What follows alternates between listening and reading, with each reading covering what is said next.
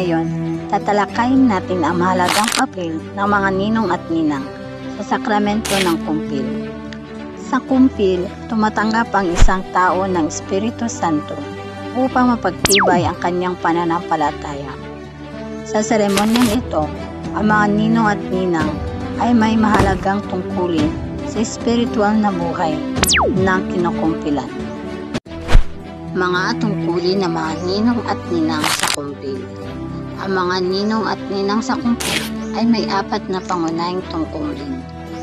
Una, gabay sa espiritual na buhay. Sila ay may mga tagapayo at gabay sa pananampalataya ng kinukumpilan. Pangalawa, saksi sa sakramento.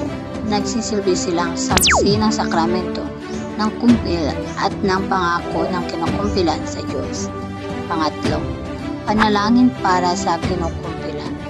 Mahalaga ang kanilang mga panalangin lalo na sa paghahanda ng kinukumpilan.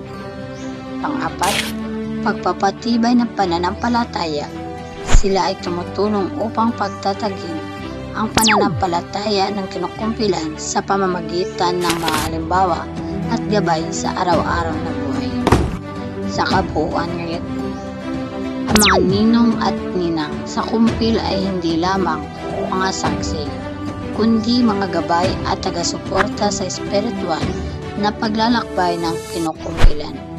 Ang kanilang papel ay napakahalaga hindi lamang sa araw ng kumpil, kundi sa buong buhay ng kinukumpilan. Kaya't mahalaga ang kanilang malasakit at pananagutan sa kanilang papel bilang isang pananampalataya.